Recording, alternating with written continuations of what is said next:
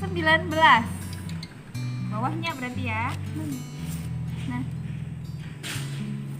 Oke, pertanyaan ke-19 ini dari Maryam. Oke, Maryam. Sekarang kan era literasi digital. Bagi yang mau belajar nulis kayak saya, bagaimana cara mendapat sumber belajar yang terpercaya, metode belajar yang tepat, dan menangkal hoax? Di literasi digital ini nih, ini juga bagus karena kita bisa membaca itu di mana saja karena udah ada di handphone. Sementara kita tuh kan handphone itu kayaknya dibawa kemana-mana juga. Nah, kalau saya itu pakai aplikasi Ipusnas. Di sana kan kita bisa pinjam buku secara gratis. Terus kalaupun kita tuh lupa untuk mengembalikan gitu, nggak dapat denda ataupun nggak dapat punishment yang nggak boleh pinjam selama berapa gitu kan. Itu mudah.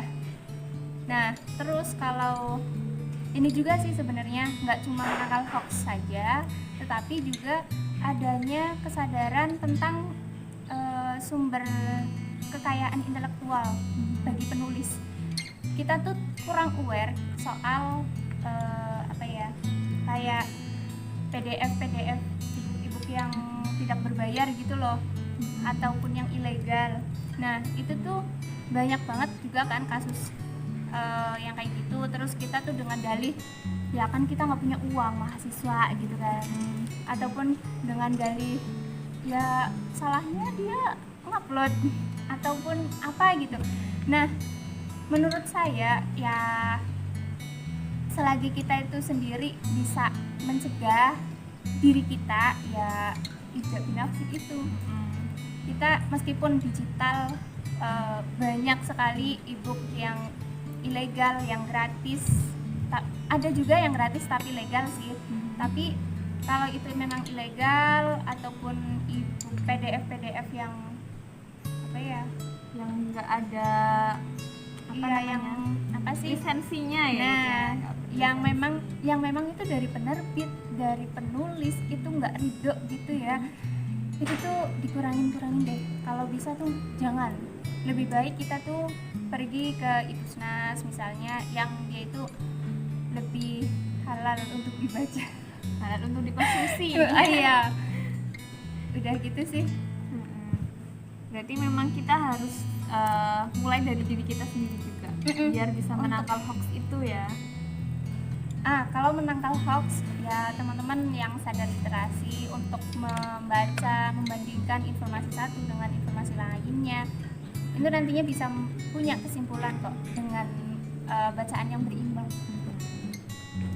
Oke, begitu ya teman-teman. Kita lanjut ke pertanyaan keempat. Oke, balik lagi. Pertanyaan keempat ada apa? Ada nomor 16 ya. Nomor 16 tuh pertanyaannya dari Hartini. Hartini tanya nih, bagaimana sih agar selalu semangat dalam berliterasi? Gimana sih semangat dalam berliterasi ya? Tadi kayaknya udah ya, yang membentuk circle gitu kan ya. Kayak kita tuh harus punya teman-teman yang support kita juga dalam berliterasi gitu ya. Jadi nggak ngerasa sendirian. Oh ya, circle juga nggak cuma offline ya, tapi digital. Jadi kalau ada di yang namanya Instagram, BookTok, terus yang Twitter itu apa tuh? Nah, itu tuh banyak banget circle yang bisa kita jalin untuk saling mengetahui. Kayak di desk-nya Twitter itu ada literasi, aku lupa apa gitu ya. Nah, di sana itu teman-temannya itu kayak buku ini sama buku Laut Bercerita sama buku apa contohnya, buku Biang Lala itu lebih recommended dibaca duluan yang mana nih gitu. Itu banyak sekali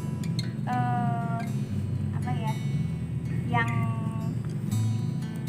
membicarakan tentang itu, mana kayak ini bagus nggak, Little Prince itu bagus nggak, kayak gitu. Oke, berarti harus benar-benar punya feel juga ya. Kalau misalkan aku pengen punya circle yang kayak gitu, kita juga cari tuh di mana yang ada circle kayak gitu kan, gitu juga Baik biar kita secara juga offline semangat. maupun online itu banyak banget. Online dan offline. Terus satu lagi nih, kalau kita tuh udah kenal body shaming, terus kita tuh juga jangan book shaming juga. Kamu bacaannya gitu, gini dong, bacaan tuh Homo Deus dong, gitu. Itu nggak usah menurut.